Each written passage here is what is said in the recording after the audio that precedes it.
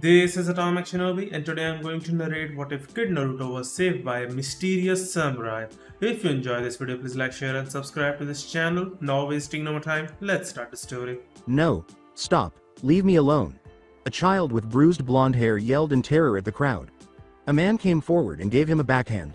Silence, demon. Your existence will end here. Shine, he said ruthlessly as he struck the boy's head with the pitchfork. Abruptly, he halted and fell to the ground, lifeless. When the boy looked up, he saw a man with black hair holding a sophisticated katana that appeared to be capable of slicing through anything that looked like butter. A stranger was asked, "Who are you?" by a stranger. "That is none of your concern. Why are you attacking this boy?" the stranger said in a dangerous tone. The same man scoffed as he said, "Boy, this boy is a demon, the Kyuubi no Kitsune." The stranger stared at the boy with red eyes. "Ah, I see." The boy's cerulean eyes turned fearful, and he thought sadly, "I knew it, he is just like them, I'm gonna die here." The boy gazed up at the enigmatic samurai in astonishment. "But," the stranger went on, "if he were a demon, this village and you people would not exist, which proves that he is a Gaki through and through. He is in league with the demon, come on, he is just one man, kill him," said the alleged spokesperson for the murderous mob, rallying them. The crowd rushed toward the samurai, who said in a low voice, "I will show you a true demon." His eyes glowed crimson, and he grinned malevolently. As soon as he vanished, the crowd burst into splattered bits of blood and flesh, and the enigmatic samurai flicked the blood off his sword and sheathed it, leaving blood on the street and walls. He started to leave, but someone grabbed the back of his pants. Interesting, he didn't flinch and he seemed to hold up with the gore and blood. He is not afraid of losing his life, the man thought as he pulled out his katana and aimed it at the figure. His icy crimson eyes met blue piercing eyes. "Gaki, would you like to accompany me?"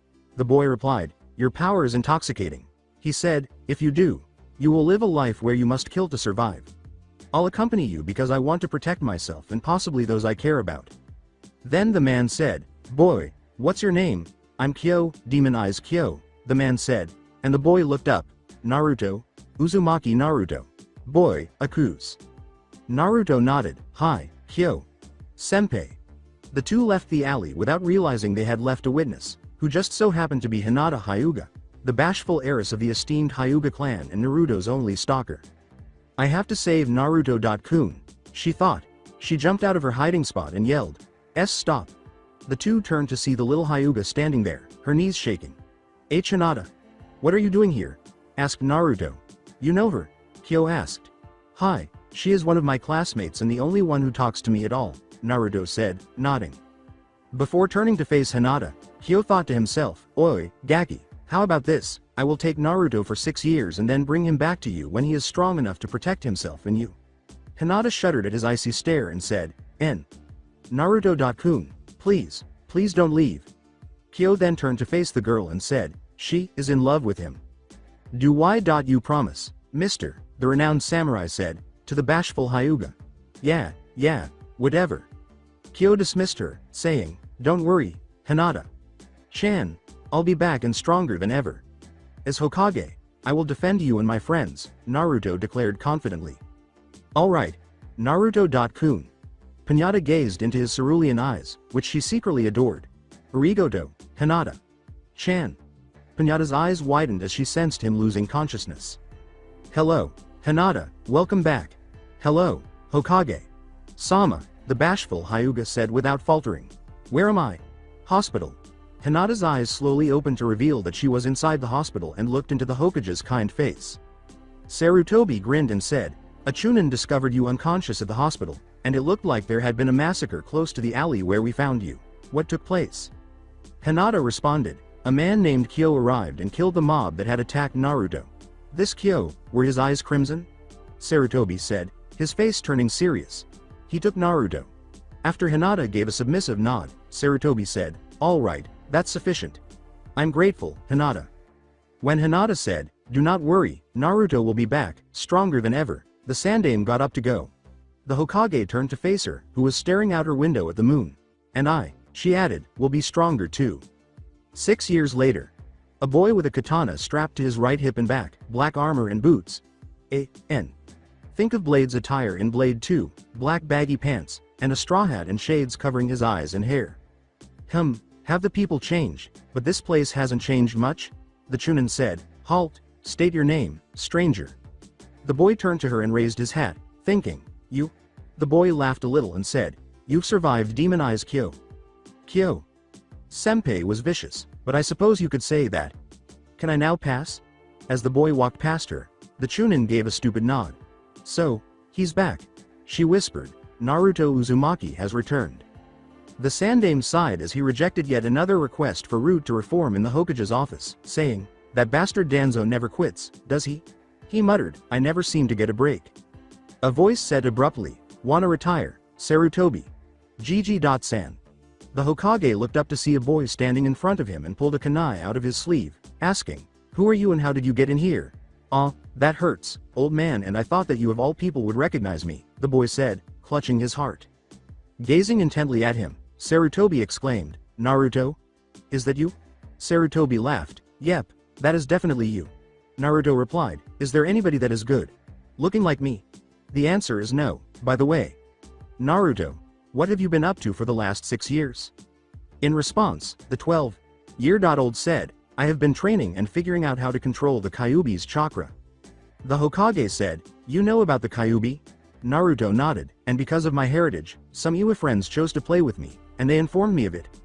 Our group sent a ninja to collect a Yondaime blood sample, and the results were positive. Thank you for shielding me from the worst. I was initially furious but later realized that I could have been conceited and stuck up, or probably killed or held hostage. The Hokage sat back and said, all right, then, return later to retrieve your inheritance and the keys to the estate. The old man pulled out a document, signed it, and gave it to Naruto, who thanked him before vanishing in a wind shunshin. Indeed, you have gotten stronger, Naruto. The old man assumed that Naruto wanted to be a ninja, so he sent a note to assess his skills. Academy. Damn it, Kiba, for the last time. The untamed looking boy said, ah, come on, Hinata. I promise you will have a good time. No, I will not go out with you, Hinata said, massaging her temples for the umpteenth time. I said no. Hinata glared at him. Now leave me alone. Iruka was about to stop Kiba when the door was broken down and a muscular, blonde boy wearing black sunglasses and a straw hat entered. Naruto approached Iruka and handed him the document. Iruka looked it over and said, class, it looks like we have a new classmate. Most of the girls flushed, and some of the boys remarked on how fierce he looked. His smile was warm as he said, please introduce yourself. As he removed his shades and hat, Naruto exclaimed, Naruto Uzumaki, but it seems that my true name is actually Naruto Namikaze, son of Minato Namikaze, the Yellow Flash, and Kushina Uzumaki, the Crimson Angel. Hinata gasped. Everyone had to lift their jaws off the ground except for Hinata and Shino. Naruto approached and sat down next to Hinata, turning to face her and asking, hey there, Hinata. Chan, have you been well? Yes, Naruto-kun. I have been well, Hinata said with a smile, something she hadn't done in 6 years. With a smile, Naruto said, I'm so glad, Hinata. Chan, it's been 6 years since we last met on that day. Hinata replied, yes, it has. Kiba then abruptly and rudely jumped into the conversation, asking, hey, you, how do you know Hinata Chan so intimately? Naruto turned to face him and said, I apologize. Did you say something? You suddenly appear and declare yourself to be the Yondaime's son. Kiba snarled at him. What a bunch of nonsense. Naruto simply drew out a scroll while glancing at the Inuzuka. A pink-haired girl exclaimed, that scroll, it's given that her family is the custodians of the family's secret scrolls. I would expect Haruno.san to figure that out. Naruto smirked confidently and said, this just so happens to be a Namikaze scroll, and if someone other than a Namikaze tries to open it, they get a little shock from it. Naruto bit his thumb and wiped the blood on the seal. The children were amazed when the scroll opened with a dim yellow glow. Now if you plan on sucking up to me because I'm the Yondaime's Sochi, save it. I don't want everybody kissing my ass like the Uchiha. Naruto responded, I wanted to be acknowledged as Naruto Namikaze, that is all. Now you can continue the class, Iruka. Sensei. Iruka nodded and continued, let's talk about chakra control. After 2 hours, Naruto and Hinata strolled in the direction of the Hyuga Manor while the Hyuga shared all of her problems and experiences. So let me get this straight, your father is an arrogant asshole, Kiba is harassing you. You managed to turn Hanabi from her arrogance and you only show your true self to Hanabi and your classmates, right? Naruto said as he recalled the main points of the Hi, I figure that they should know the real me other than Heishi. What about you, Naruto-kun? How have you been? Replied Hinata. The sky was filled with stars. I have become stronger and learned multiple techniques. I have killed people and gained new friends. After Kyo fought with Nobunaga, he gave up Tenro and now he is living a life with Yuya-san. I learned stealth from Saizo and Sasuke, vigilance from Kyo, Senpai, mercy and kindness from Yuya-san, and charm from Yukimura. He stopped, allowing the wind to blow across his face, and said, because of those teachings, I will fight to protect those precious to me and help anybody in need despite if they hate me. Hinata frowned as she recalled the beatings and glares from the villagers, but her anger washed away when she saw Naruto grinning at the sky. When Naruto's voice awoke her, she thought, you have changed a lot and I wonder what kind of techniques you have learned. Hinata-chan, we're here. Hinata groaned and hastily put on her mask. She said sweetly, Arigato y. Yo, en Naruto-kun. Hinata blushed and kissed Naruto on the cheek as he said, you know, you are kinda cute when you do that. The Hyuga hurriedly said, see you tomorrow, letting the mask drop for a moment before entering the gate as Naruto rubbed his cheek absently. Ah, it is good to be back. A group of villagers and a few chunin appeared in front of Naruto as he passed a nearby alley, obstructing his path. May I help you guys with something? Naruto sighed boredly. Glad you survived, demon, we didn't get to finish what we started 6 years ago. I can finally avenge my brother, said a woman, who sneered at him and spat at his feet. The people gasped when Naruto pulled his hand up to his face, covering his eyes, and revealed a pair of blood-red, slitted eyes with a menacing grin in place of his cerulean eyes. With a mocking baby voice, he said, hello, my name is Naruto, wanna play? You have to adore Chucky. A chunin yelled, come on, he is showing his true colors. Let's kill him before he kills our loved ones.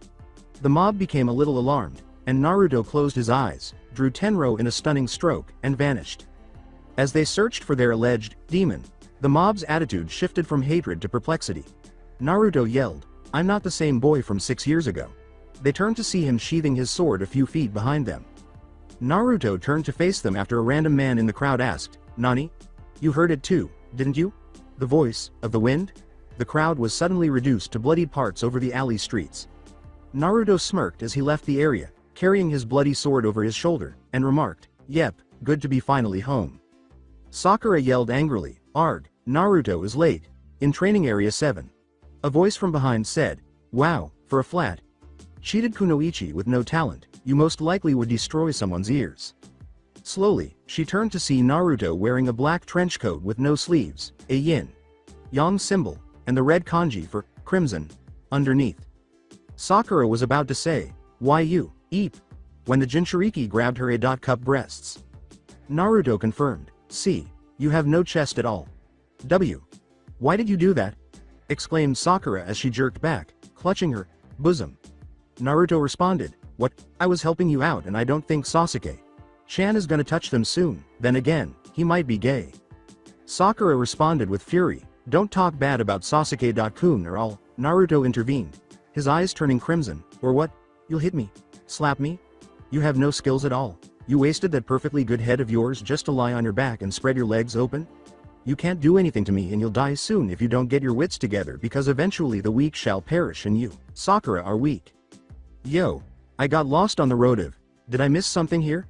Kakashi looked between a furious Naruto and a sobbing Sakura, and he poofed up just in time. The Jonin questioned, Naruto, what did you do to her? Kakashi's lone eye widened at the words, open her eyes to the real world, something you would not do since you're always drowning yourself in your past. How did you? Replied, I was up all night exploring and noticed you stood at that memorial for 30 minutes straight, but damn it, they're dead, you can't change the past, but change the future. You're tarnishing their names by doing this pity crap. Move on with your life.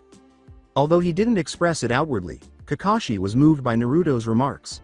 Despite growing up with that Kyo character, he actually repeated the same words that Sensei told me when we lost Obito. He was thinking. Sasuke's eyes darkened as Naruto turned to face him and said, and you, a child prodigy is actually pretty stupid, you think you can kill Itachi, your own brother. You saw Itachi? Tell me where he is.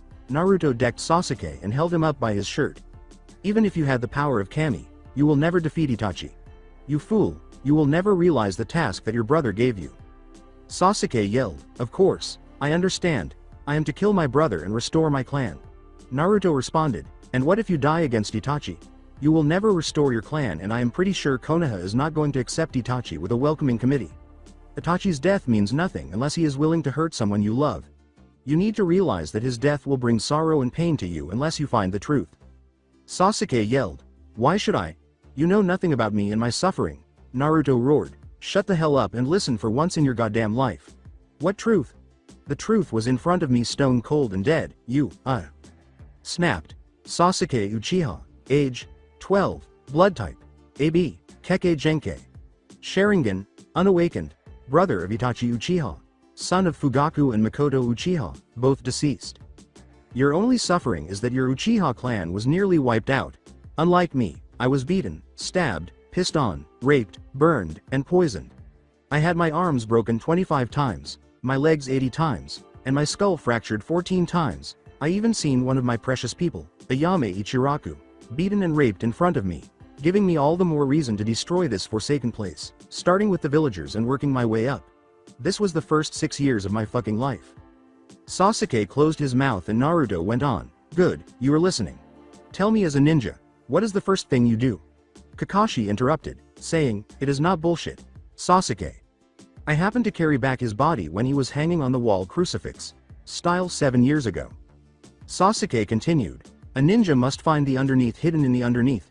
Naruto replied, the things that Itachi said to you are the underneath, now find the underneath hidden, that bullshit. Then if it makes you feel better, you can kill him or whatever, now let us take this test. He thought before he addressed his charges, this test is getting these bells from me under an hour. If you don't eat anything at all. Come at me with the intent to kill. Kakashi sighed, damn it, he made things more complicated than ever. Naruto thought, oh, you are so going to wish that you never give me that opportunity. Ready, start. Kakashi responded, and everyone except one move chose to go into hiding. The sword was slowly unsheathed from the back and hefted over Tenro's shoulder. Your move, Kakashi, or are you still going to mourn over the dead for the next 2 hours? Naruto gripped Tenro from the back and said, you are supposed to hide, Naruto. Why hide at all? You know all of your locations, and plus I like to face danger head on. This is my decision and I will never look back on it ever. Naruto became tense as Kakashi slowly reached into his pouch and took out the orange book that everyone loved. Kakashi ducked while still reading his book, but Naruto rushed him and slashed at him, saying, really, Kakashi, you are an open pervert, now I really got to kick your ass now. Alright, bastard, don't wanna play with me, he thought, fixing his mouth as a tick mark appeared on his forehead. Looks like I am going to have to make him get serious. Naruto then moved to slash at him once more. Kakashi ducked again, but Naruto vanished in mid-strike, causing the Jonin's lone eye to widen. Again? And he was supposed to be trained by the legendary Demon Eyes Kyo, Kakashi thought.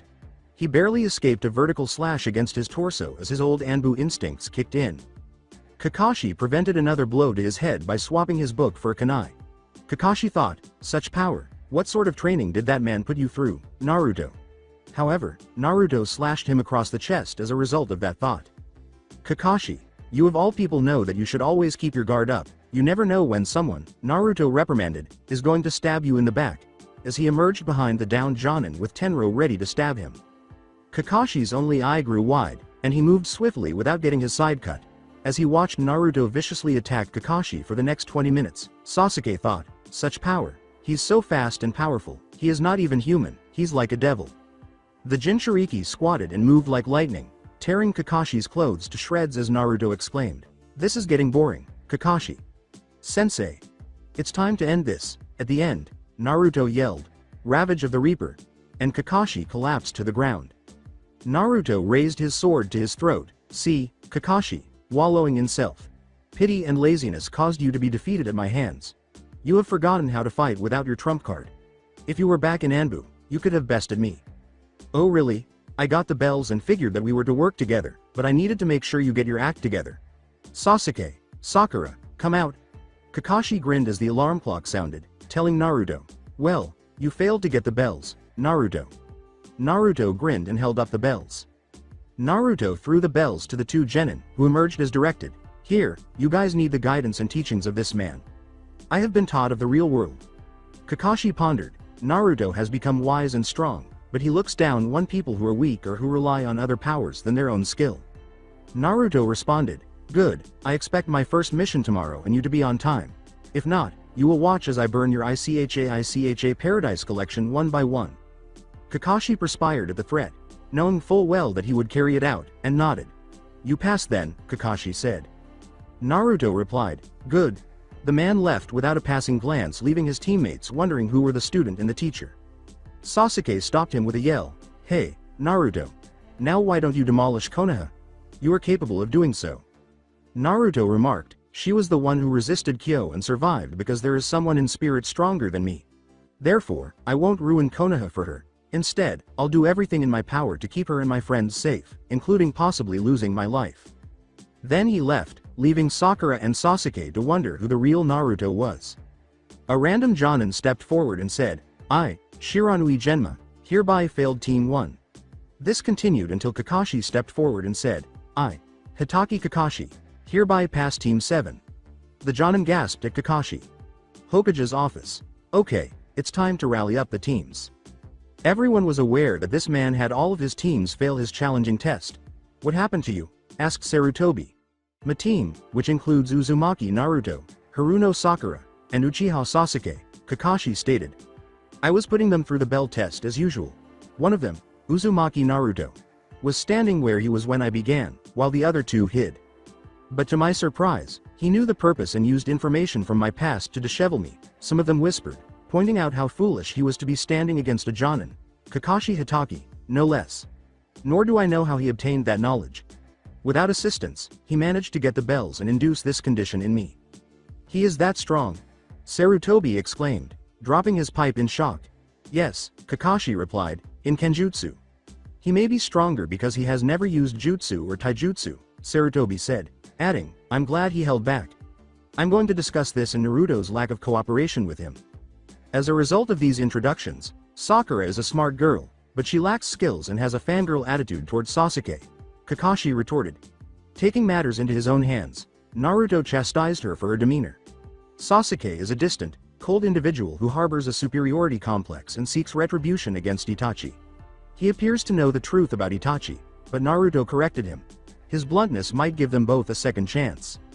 After Kakashi was done, a red-eyed Kunoichi came forward and said, I, Yuhi Kurenai, hereby passed Team 8, though I would like to report a change in one of my students. Sarutobi said softly, I am guessing that student is Hyuga Hinata. How did you? Kurenai nodded, and Sarutobi replied, oh, I forgot that you were just promoted. Kurenai-san, this is a secret of the SS. Class. For Naruto's benefit, a man by the name of Demon Eyes Kyo came 6 years ago and killed 30.2 villagers before taking him away and leaving a witness. Hinata, the witness, must have changed as a result of Naruto's appearance. His influence has actually been most effective, Kurenai said. She no longer stutters, fights like a graceful lioness, and her confidence has skyrocketed. She was able to repel Kiba and Akamaru in less than 25 minutes, demonstrating her strength of resolve. With the other students, Shino acts like a typical Aburame should and Kiba is loyal like an Inuzuka, but he is quick to anger, brash and arrogant especially with the topic of Naruto. Kurenai added, that's all. The Jonin muttered in response to Hinata's abrupt change. Normally, she was the shyest and most kind. A bearded, extremely tan man with a cigarette in his mouth said, Team 10 barely passed, as she took a step back. It is made up of Choji Akamichi, Ino Yamanaka, and Shikamaru Nara. Like all Naras, Shikamaru is lazy, but he is a very astute strategist. Like Sakura, Ino has a fangirl attitude and is very bossy, but she is the team's inspiration. Choji, like all Akamichis, will be motivated by the word fat, even though he would much rather eat than work out. Overall, they appear to be a promising Ino, Shika, Cho team. Alright, Asuma, Kurenai, and Kakashi, your teams will begin missions tomorrow, the Hokage said. Please send me Naruto and Hinata as well. The 3 new senseis shunned away after nodding. Naruto was practicing his techniques at the training area when he abruptly spoke loudly, it's rude to watch over someone while hiding, it shows that you have some kind of ill will against me. 3 Anbu emerged from the bushes and appeared in front of the Uzumaki. The middle one told him, Uzumaki-san, your presence is requested by Hokage Sama. In a casual tone, Naruto asked, what is the old man looking for with me? The ferret. Masked person on the left yelled, you will address Hokage Sama with respect, you. With his sword aimed at Weasel's throat, Naruto suddenly materialized in front of him. He focused his gaze on the captain, who was dressed as a wolf, and his subordinate, who was wearing a falcon mask. New recruit, EH. Listen, recruit, and listen well. Me and Hokage.og.san have a sort of grandfather-grandson relationship with each other, said Wolf, and the Jinchuriki took Tenro from the recruit's throat. I'm demonstrating respect in my own way, so if you don't cross me, your head will remain in its proper place, am I right? H. Hi, said Weasel. Good, said Naruto, now, escort me to the Hokage. Hinata, the Hyuga heiress, sat quietly with her hands clasped together. After taking the actual genin placement test, she was going about her daily business when an Enbu arrived to take her to a meeting with the Sandaime Hokage. What could Hokage-sama possibly want with me for? She asked. Naruto soon entered with Falcon, Wolf, and Weasel. Hi, Hinata-chan. When Naruto yelled, his expression abruptly changed from solemn and grim to joyful. Naruto.kun. For what purpose are you here? Hinata inquired. I have no idea, the swordsman said. These guys told me that Hokage.og.san wanted me. Hinata retorted, is it because of the sudden change in our personalities or do you kill someone? Naruto replied, either of them, but to my defense, they attacked me, so I retaliated as a swordsman. The secretary appeared and said, Uzumaki.san, Hyuga. Sama, the Hokage will see you both now. Naruto said, let's go and see Oji.san. Hinata responded, looks like we are going to find out now. The two started to ascend to the office. The 65-year-old Hokage was muttering something about evil paperwork and burning when Naruto and Hinata opened the door. Hey, Oji.san, you called for both of us? Naruto. Hinata, I called you two here to talk about your recent changes, the Hokage said, looking up to greet his guests after concluding his monologue tirade. Well, I answer those two for the two of us, Naruto said. First, what do you expect from hanging out with Demon Eyes Kyo? Naturally, I will learn a few things from Senpai, and second, I don't like Sakura, Sasuke, or Kakashi because of their flaws.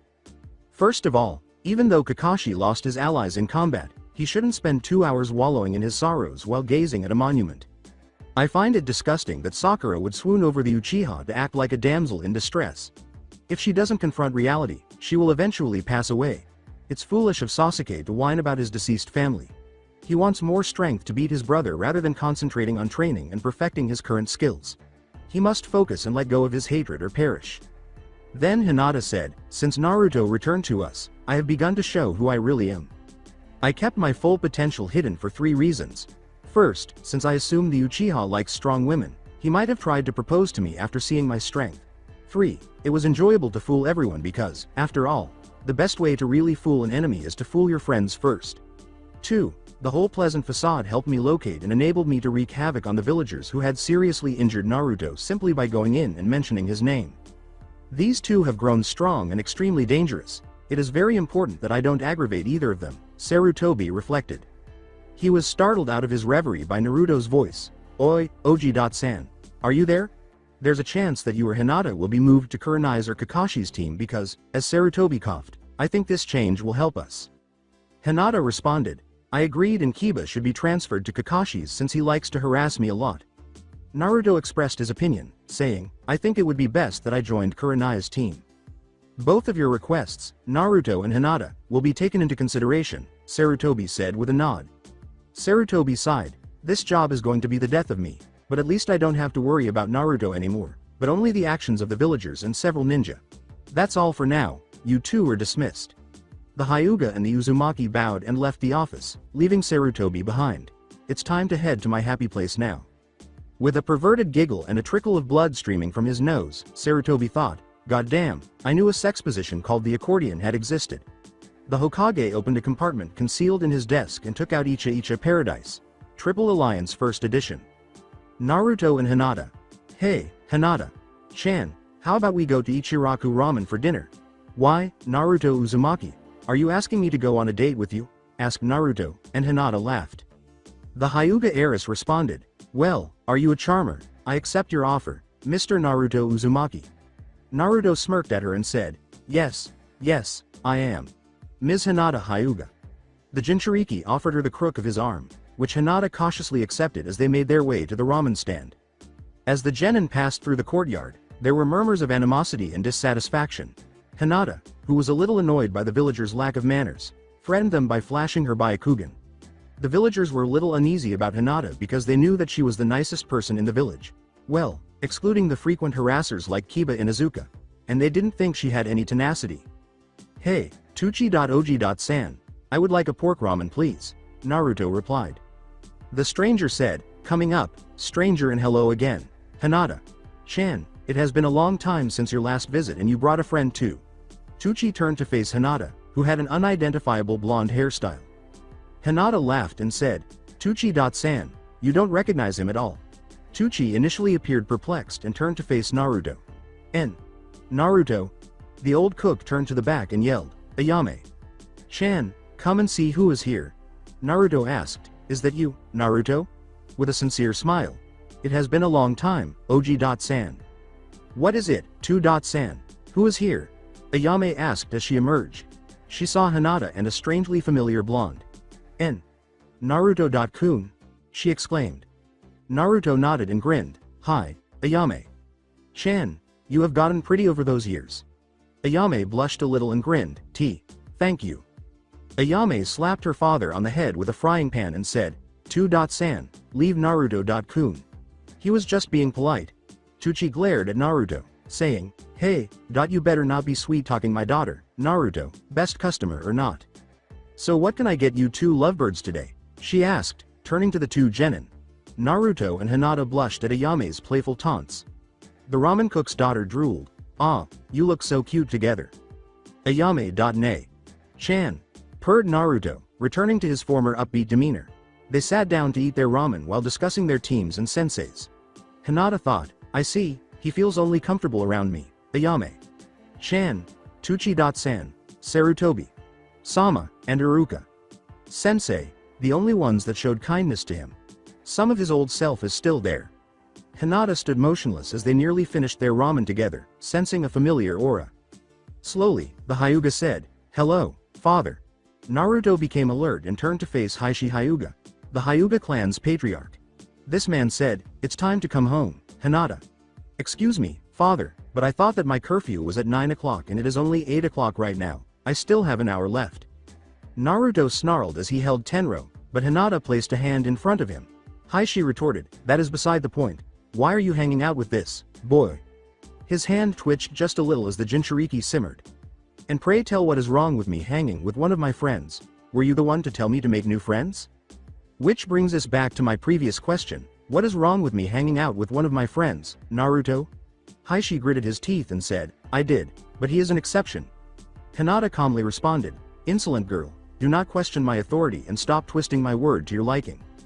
Hinata responded, but father, I am not twisting your words around, I am merely quoting your words. You seem to recollect yourself saying them which justify my position. Now if we have nothing to discuss, I will see you at home, father.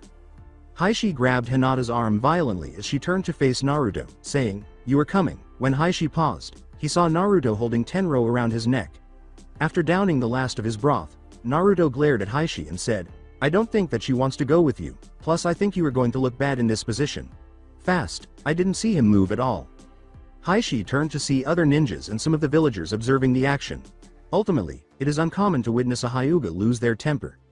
Hishi growled and released Hinata's arm, saying, now, Hyuga.san, I believe you have a choice, your daughter or your reputation. He told Hinata, I will deal with you later. With Tuchi and Ayame staring at him, Naruto responded, and I will file charges against you for domestic violence, assault, and battery. Also I have witnesses of the altercation and recorded the conservation. Then the head of the Hyuga growled and strode off. As her enraged father growled away, Hinata walked warily and remarked, I don't like that bastard. Ayame gasped at Naruto's tone as he nodded and said, me neither, want to kill him for you, Haim? As tempting as that sounds. No, he may be a bastard, but he is still my father. Naruto bowed his head in defeat and said, yes, Hinata. Chan. How about maiming or torturing or castration or? Hinata smiled sweetly and said, Naruto.kun, there will be no maiming, torturing, or castrating my father. Hinata grinned malevolently and said, but, I never said you couldn't prank the man. Naruto became alert at her statement, and his facade began to take on an evil grin. Have I ever mentioned that I love your devious mind now? When did you develop that mind? Hinata laughed, that was the first things I did when you left, Then I started to uphold your status as the prankster. Ayame continued, so the dyeing of the Uchiha hair pink, putting dead fish in the ventilation of the Inuzuka household, laxatives in the Akamichi's food, neon color clothes on the elders and the civilian council, all that was you. Tucci collapsed to the ground, rolling with laughter as Hinata nodded. In remembrance of them, Ayame and Hinata soon joined it. Do you have any pictures of it? Asked Naruto. They all burst out laughing when Ayame returned with the pictures after running in the back for a few minutes.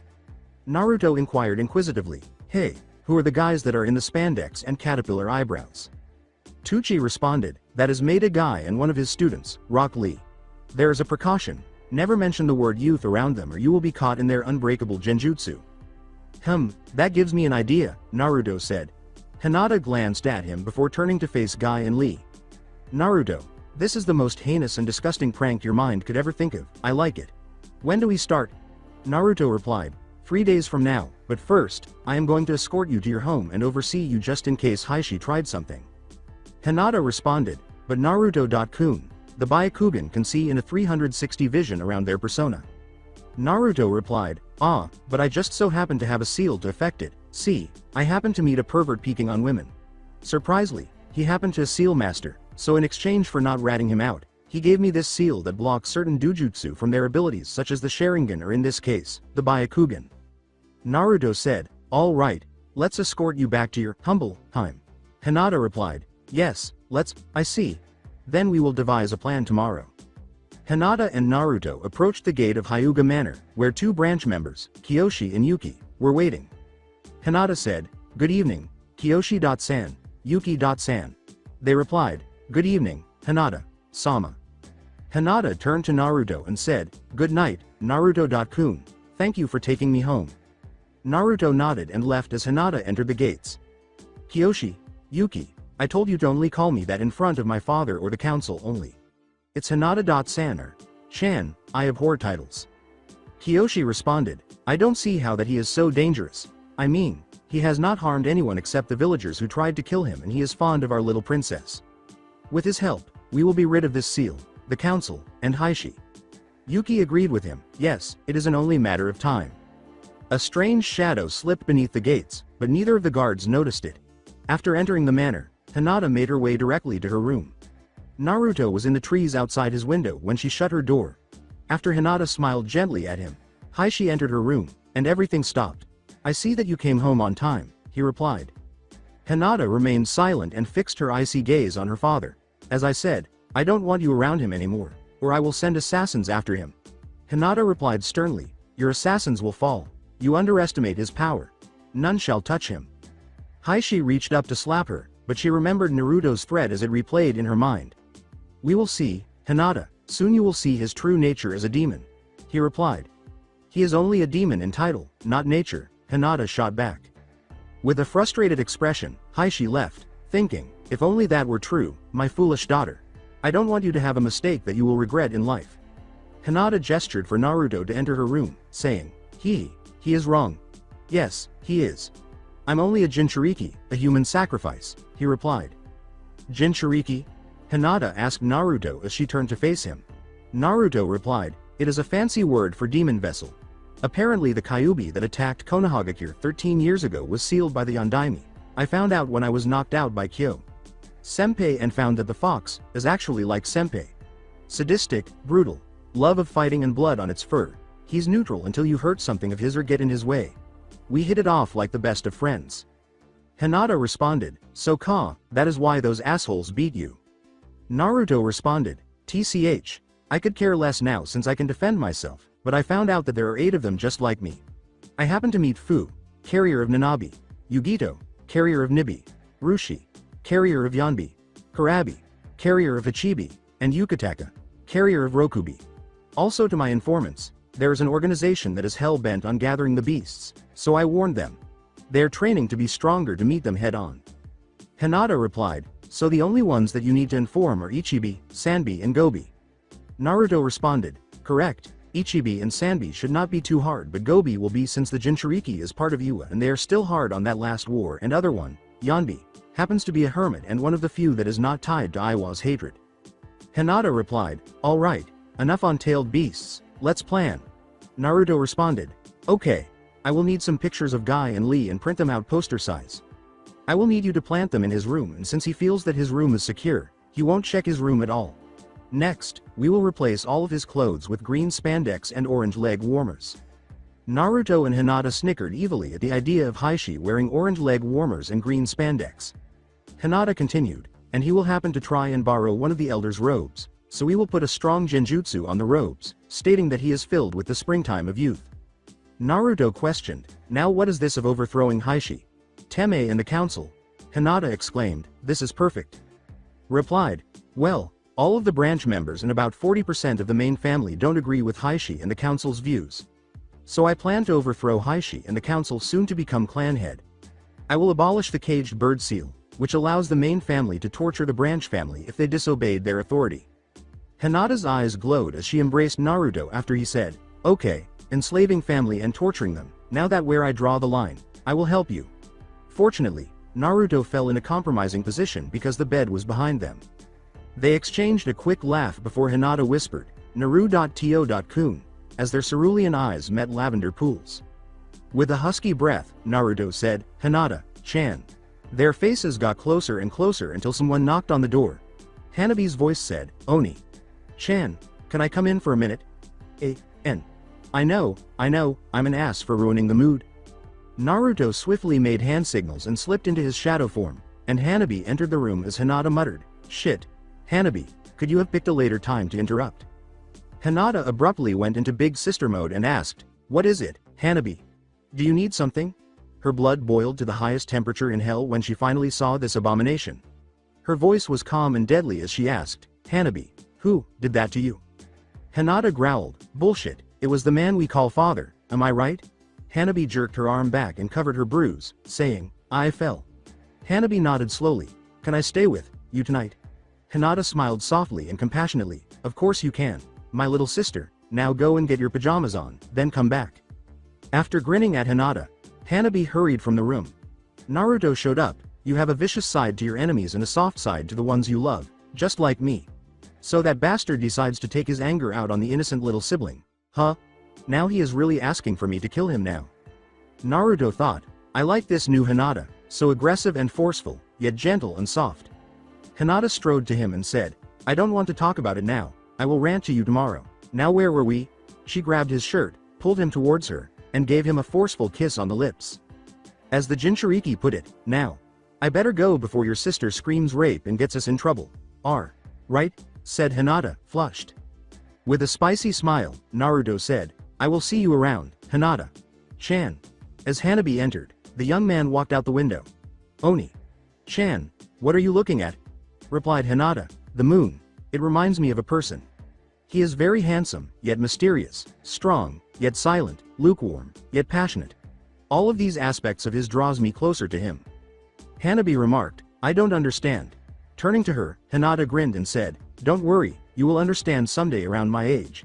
Now let's go to bed, it's late. After changing into her pajamas, Hinata and Hanabi got into bed and were gradually lulled to sleep. Hiashi's room. While he slept, Heishi tossed and turned, dreaming that he was engaged in combat with Naruto, who was holding Hinata captive against her will. His mind was filled with whispers of child abuse that grew louder and louder.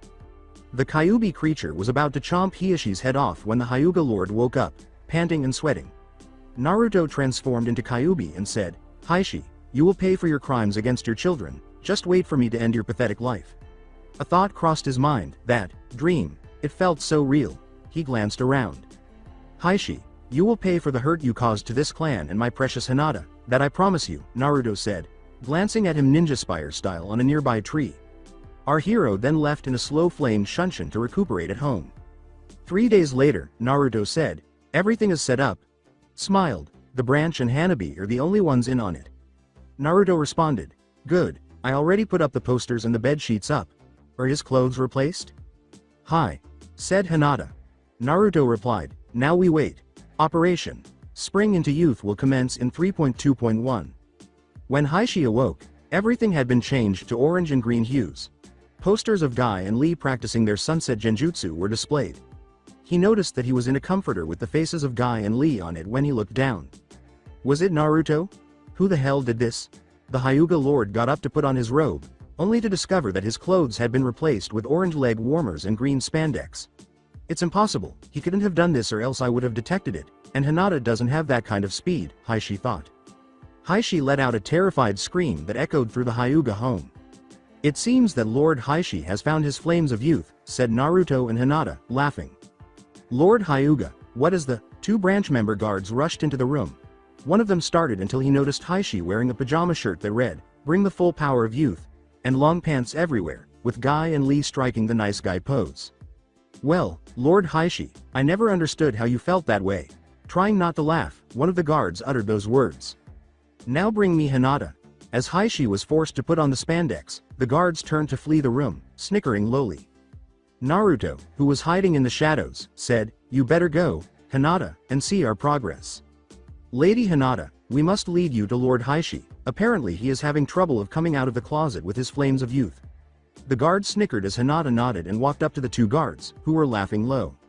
With a sly smile, Hinata said, "I will try to help him with his problem."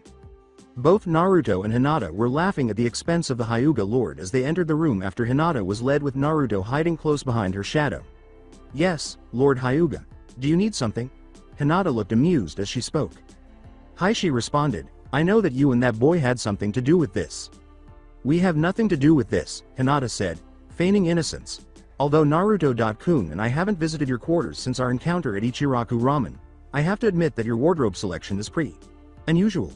I had no idea you had such strong feelings about youth." Heishi snarled, "Leave me. All of you." The guards, Naruto, and Hinata fled hurriedly, not because they were afraid of Heishi, but rather because they were about to laugh out loud. All members of the Hyuga clan had their clothes switched, with the exception of the sympathizers and the branch family, who were wearing genjutsu over their robes and a seal that made the Byakugan believe the clothing was authentic. Heishi attempted to get the main family and branch family to lend them their robes. The day then got worse when Lee and Guy arrived to pick up their teammate, Neji Hyuga, who was also Hinata's cousin, forcing him to wear tight green spandex that made one Hyuga faint with fear. The branch family and the main family sympathizers were prepared with special earplugs to block out the speech, and they were then subjected to Lee and Guy's sunset genjutsu with the unfortunate Heishi Hyuga in the middle of the embrace after they saw Hiashi's attire and gave the Hyuga clan a 2-hour speech about the springtime of youth. Together with the ninja and civilians, the enraged Hyuga Lord approached the Hokage's office, laughing and snapping photos. "Hokage! Sama!" he yelled. When Sarutobi looked up and saw Heishi wearing spandex, he started laughing until his eyes started to well up with tears. Standing there in a distressed state, Heishi said, "I would like to report Naruto Uzumaki for putting the Hyuga clan in this outrageous position." Sarutobi responded, "Do you have any proof that he did this? And his name isn't Naruto Uzumaki, it's Naruto Uzumaki Namikaze. He is the fourth son," exclaimed Heishi. Sarutobi responded, "Yes, his heritage will be announced officially tomorrow." Heishi snarled, "I don't give a damn. Because of this humiliation, I want him to be arrested and punished." "I repeat," said Sarutobi, "do you have any evidence that he did this?" Heishi sighed, "No, but I know he did it." Sarutobi responded, "Heishi-san, I can't arrest Naruto if you don't have any proof of him doing this, and don't even think that I am defending him because he is Minato's son. You remember I did punish him for painting the Hokage's faces when he just turned 6. Naruto, you never cease to amaze and provide the life in Konoha. That was my laugh for the day," Heishi said, closing his mouth, before stalking off while the Hokage used silence jutsu to roll on the floor and laugh as much as he wanted. Hokage Monument. That was the best prank ever and it is all on tape and pictures for memories. Naruto grinned devilishly and declared, "The prankster is back and better than ever along with his lady by his side." Hinata kissed him on the lips and asked if he had already posted the pictures throughout the village. Naruto nodded and said, "Yes, in a few minutes, you shall hear a low rumble of laughter quickly increasing in crescendo in 3.2.1. Indeed, there was a faint cry of laughter that became louder and louder over time, leading to the complete destruction of Hiashi's reputation as a stoic man, who was now known as the closet youth fanatic. Sarutobi remarked, "Nice job on finding Tora, Team 7. With a violent twitch of his eyes, Naruto said, "Hokage. Sama, please give me a better mission." Sarutobi swiftly consented after noticing the concealed rage in his voice. Considering that Demon Eyes Kyo was a dangerous man when enraged, it was even worse to imagine a miniature version of him in Naruto combined with Kyuubi's power. "Your C-rank mission is to escort a bridge builder to Wave Country and protect him from bandits. the Hokage replied. Then came Tazuna. Well, I feel safe, I got half of a good deal. The blonde kid looks badass and the sensei is competent, but they make up for the pink-haired banshee and emo duck-ass-haired boy. Sakura and Sasuke had to be restrained by Kakashi while the elderly man went to get another drink but ended up drinking air instead. He noticed Naruto drinking it next to him. He put the swordsman the question, "Are you a bit young to drink?" Naruto looked at him. "Hey, I could die at some time in the future, so as a ninja, I'm old enough to kill, drink or fuck. Works for me, I'm Tazuna," Tazuna said. They passed a puddle, and the swordsman muttered, "Wow, already, huh? Whoever these ninja are, they're complete retards. Gates. Oh, so good to get away from here." Naruto sighed. "My sword has been itching to get out of its sheath for a while now." The Chunin trapped his partner between the chains after throwing him over and landing behind Kakashi. "What?" exclaimed Kakashi in utter disbelief. With a growl, Maizu said, "One down." After that, Kakashi was reduced to pieces covered in blood. The mist ninjas then materialized behind Naruto, who rolled his eyes and turned to face them. "Pathetic," he exclaimed as the Chunin were soon reduced to bloody pieces, and the side of Naruto's face was covered in blood. Naruto interrupted Sakura as she stammered, "Why? You just killed them. Would you prefer I let them kill you?" Sakura paused, stared at the bloody pieces, and fled into the bush to vomit. Sasuke, accustomed to seeing corpses, turned away, looking a little sick. When the Jinchuriki saw that the heads were still whole, he sealed them in a scroll and yelled, "Oi, Scarecrow, get your ass out here." From behind the tree, Kakashi said, "You could have waited a little." Naruto grabbed Tenro. "Well, excuse me, both of us know that they were aiming for the old man. For you and me, they would need at least 3 or 4 Jonin to take us out." Tazuna probably lied because of the money since Wave's economy had declined severely. Tazuna acknowledged, "It's true, Gato had been draining the country's funds with his tyranny, and since our economy is primarily dependent on trade, he blocked our ports." "Who is Gato?" wanted Sakura to know. According to Naruto, an illegal businessman that deals in the black market. Word there is that he intimidates small countries with his mercenaries and hired ninja. "Black market?" Kakashi asked. Naruto replied, "If you want information on somebody, you go to the black market where all the gossip is at." Sasuke was thinking, he killed those two without remorse, it must be the power of the sword. The Uchiha replied, "Oi, Dobi, give me that sword." Sasuke was extremely irritated by Naruto's disregard for him. "Hey, I am talking to you, Dobi." He detested those who disregarded his commands. As the Jinchuriki put it, "Yeah, and I am not listening at all." "Give Sasuke-kun that sword, Naruto no baka," screamed Sakura. "Do you two want to die today?" Naruto asked them, his eyes changing from blue to red. The two of them sighed at the seriousness of their tone. "Then I suggest that you leave me alone. The sword is a Muramasa blade. You would have turned into a raging killing machine if you couldn't suppress the urges. I can and my sensei can too, so when you attain and can be able to fight on par with me, which will be in about 10 years or more, then you can hold Tenro." Kakashi remarked, "Naruto, you can't decide." Naruto turned to face Tazuna and said, "Let's go, Tazuna." "Though you lied, I don't like seeing people oppressed." Replied, "If you want to go back, then go. I have been able to take care of myself all my life before. You can go and ask for reinforcements, Kakashi, but I'm sure Duckasser is going to follow to fight strong people and Banshee will follow Duckass like his little bitch. Either way we are going to wave one way or another." As he thought, "Sensei, if only you could see your son, you would be so proud." Despite that he is a little gray, Naruto and Tazuna, Sasuke, Sakura, and Kakashi left. Boat. Kaji stated that, "We should reach the border of Wave in a few minutes. To get a look at the incomplete bridge, they rode by." Tazuna responded, "Damn straight." To Naruto's whistled, "Gotta admit you can make a good fucking bridge." As they got closer to the bank, Kaji said, "There, this is as far as I can go." Tazuna thanked him, and the group left. "Son of a bitch, he got away." Naruto muttered as he ventured into the bushes to locate a white hair after feeling a presence and throwing a knife into them. As he stroked the female bunny, Naruto considered, "Aurora, that means," and tensed. Sakura yelled, "Look at what you did." Naruto responded, "Haruno, look at the hair, it's springtime and the fur is supposed to be brown. Are you sure you have a brain under that big-ass forehead of yours?" The jab about Sakura's forehead made her feel devastated, but she bounced back fast. "He is right, Saku, everyone get down." While Kakashi and Naruto ducked, well, Naruto bowed backwards Matrix style, Sasuke tackled Sakura and Tazuna. A man in grayish-blue pants and camouflage wore a large sword that zipped overhead. Kakashi remarked, "Zabuza Momochi, what a surprise." Zabuza asked, "Sharingan no Kakashi and, you?" Waving his straw hat, Naruto said, "Hey, Zabuza, long time no see." "You know, Haku still misses you a lot," Zabuza said. "Where is she?" Naruto asked. "I thought I told her that I had to keep my promise to a girl 6 years ago." However, a blur appeared behind him and glomped, "Right here, Naruto-kun." "Hey, Haku. Chan, here is Aurora back," the Jinchuriki said. Haku responded, "How did she get here? I left her at a cave." Zabuza. "Senpai, you used her for a substitution?" she said, turning to face Zabuza. Zabuza said. "Silence, I kill you," yelled Haku. Zabuza wilted under Naruto's stare as he started to laugh at her. "You know, Haku. Chan is going to kill you for using Aurora as a scapegoat." He glanced at Haku.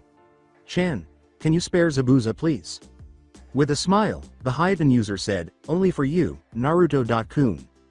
Kakashi responded, "Ahem, pardon me, but may I ask how you two know each other?" Smiled. The Demon of the Mist was one of Kyo Senpai's buddies. When I say buddies, it means that Kyo beat the shit out of him in gambling and owe him money. So in exchange, Kyo had him train me in silent killing, sealing, some Suiden and Fuden jutsu and finally wielding a Zanbatsu. "I still think he cheated," Zabuza muttered. "I demand that you submit to my will and teach me your jutsu," yelled Sasuke. "Who the fuck is this kid?" Zabuza asked Naruto as he gazed at the Uchiha. Naruto replied, "Oh, Zabuza, meet Duckass. Duckass, meet Zabuza. Unfortunately, my teammate, Uchiha Sasuke aka Emo, Bastard, Duckass, Sasuke, Little Screw, etc. He likes to have everything given to him on a silver platter." Zabuza exhaled, "Another El Arrogante, Funny, I remember when we beat the shit out of that one guy." Naruto responded, "What was his name?" "Andrew, Aoi was his name.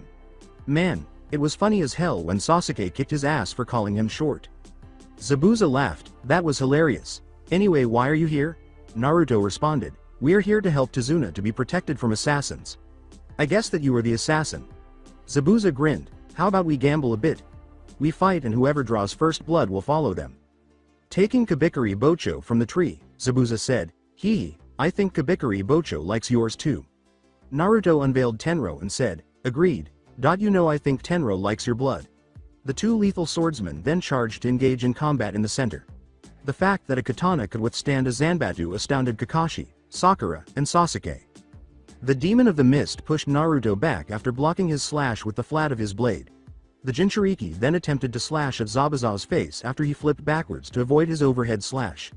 Tenro cut a few strands of hair after the former Mist Jonin shifted his head back.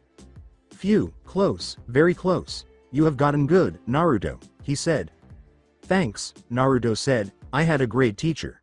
"I know," Zabuza smiled, "it was me."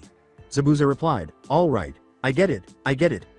Naruto smiled and they fought, speeding up until the slashes were visible, encircling them in a dome. Ya and Kyo and Yuya and Sasuke and Saito and Yukimura and then they clashed once more in the center, allowing the slashes to leave large gashes in the trees. The words, "Time to end this," came from Zabuza. Naruto responded, "Agreed." Then Zabuza retreated on the defensive as Naruto pushed back and slashed fiercely at him.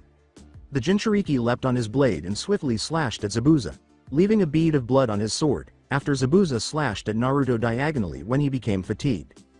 "Gotcha!" exclaimed the Jinchuriki, according to Zabuza, "Goddammit." Haku ran to Naruto and they flew because she is one of the few people he can fully let his guard down.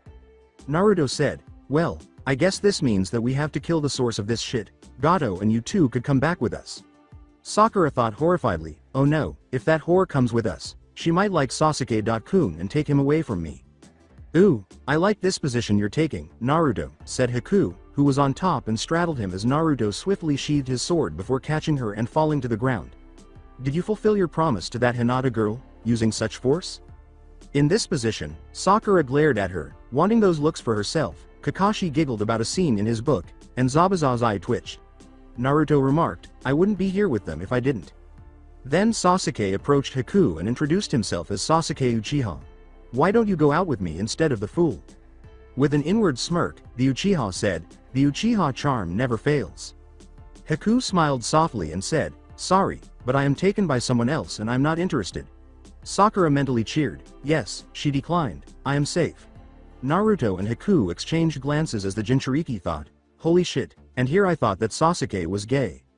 With narrowed eyes, Sasuke said, "Listen, bye." With their swords at Sasuke's throat, Naruto and Zabuza immediately positioned themselves in front of him. "Finish that word," Zabuza started, followed by Naruto, "and we will collect your freaking head." In unison, they then declared, "We will not tolerate you insulting her ever again." As he returned to reading his poem, Kakashi sighed and said, "Okay, I really need to have him transfer before Sasuke or Sakura get maimed." Naruto and Zabuza grabbed Tenro and Kabikari Bocho from Sasuke's neck and approached Haku, shaking him. "Okay, so we bust in, kill Gato and his cronies, find the money, give some to Wave, have you come back to Konoha and meet Hina Chan, and the rest will follow." "That's the main idea," Zabuza stated, "but we have to leave them with the old man. Gato might send someone to kill him at their house, I'm sure. The girl is essentially worthless and will be killed in an instant, and I don't trust the boy because of Haku and his conceit. I have faith in Kakashi, but someone needs to hold those two pitiful ninja excuses accountable." Kakashi simply said, "Go, you are the most experienced out of this team and plus you are going to go regardless if I say no to you," as Naruto turned to face him. "The goal is to protect Tazuna. As they say, if you cut off the head, the body will perish," Naruto stated. "Wave is no longer under his control if Gato is killed. Additionally, Sakura is capable of handling large amounts of blood, and the council would be furious that the Uchiha lost his life during his first C-rank mission." Zabuza said, "Let's go then." While Kakashi, Sasuke, and Sakura escorted Tazuna to his house, Haku seized Naruto and Shunshin. The Jinchuriki, barely exerting himself, asked, "This is boring, how much further, damn it." Zabuza sliced a merc in half and grunted, "Should be, upstairs, not much, further." "What the, erg?" A mercenary said before Naruto's Tenro ended his life. "They resemble cockroaches, damn it," yelled Haku. "This is the last bunch."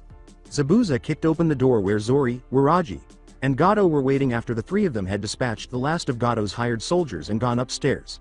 "Oh, Zabuza. You killed Tazuna and you brought another subordinate." "Too bad," Gato said. "I fear I must kill you." "Mercenaries," the tyrant called, but no one answered. Naruto hefted Tenro on his shoulder and said, "Yeah, we kinda killed them all, so nobody is coming to save you. Go get them." Zori and Waraji lunged towards Naruto, but as blood gathered from their bodies, they fell oddly to the ground in front of him. "Where is the money, you swine with no spine?" Zabuza said. "In the cabinet." "Please don't kill me," said Gato. After Haku looked for cash, Zabuza lowered his sword, then turned around and stabbed Gato in the neck with a mist-style kunai. Zabuza said, "Done. Now we go to Tazuna's house." Naruto replied, Yeah, I kinda forgot to ask." Gato gurgled, choking on his own blood, and collapsed to the ground, motionless and lifeless. "What?" cried Zabuza. "They have been gone for a long time, that Baka got himself killed," Sakura said, referring to Tazuna's home. Then the door knocked, and Tazuna, with Kakashi behind him, opened it to reveal a bloody Naruto, Haku, and Zabuza. "Yo, sorry that we are late, someone forgot to ask directions," Zabuza said in an irritated voice. Tazuna sighed at how dense she was, even though he knew that Naruto was no laughing matter because he was able to draw first blood on Zabuza, the legendary demon of the mist, and if they weren't friends, he could kill him. "Hey, we got here, okay," said Naruto. "What a stiff asshole." According to Haku, anyway, Gato is dead. Inari, the grandson of Tazuna, yelled, "No way, no one can beat Gato and his men."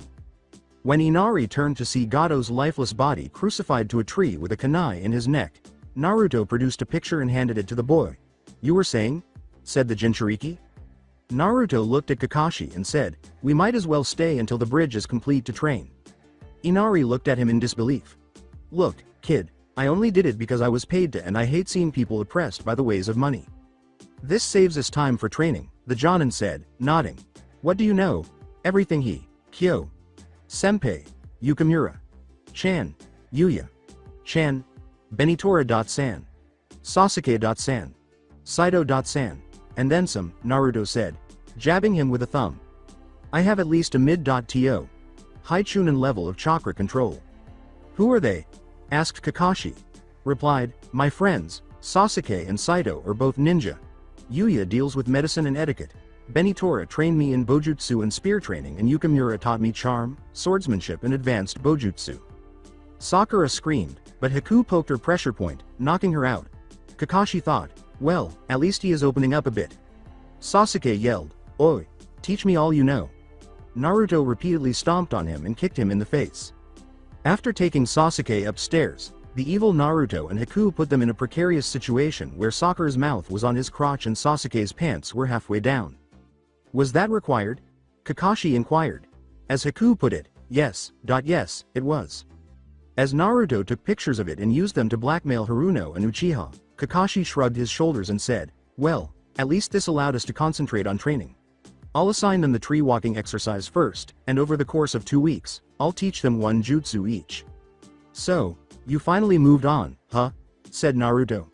You're right, Kakashi retorted. I have been too preoccupied with the past rather than the present. Naruto, thank you. To paraphrase Naruto, just don't screw up this time. The Jinchuriki then proceeded to the door and halted, saying, Kakashi, I think your father was a good man. Make sure. You really follow his example. Right. Kakashi's single eye softened after widening. Sasuke hobbled down the stairs with his crotch in hand as Sakura repeatedly apologized to him. The following day, Naruto, Kakashi, Zabuza, Haku, Inari, Tsunami, and Tazuna had gotten up early to eat breakfast until they heard a scream. Haku grinned and said, it seems that our 2 lovebirds woke up. What happened to you? Kakashi asked, looking up from his book. She bit my. Sasuke winced. And then everyone except Inari started laughing. Tsunami suppressed a giggle, and Inari appeared perplexed. Naruto wiped away a tear and remarked, oh shit, that was my laugh for today. You did this, Sasuke said, squinting his eyes.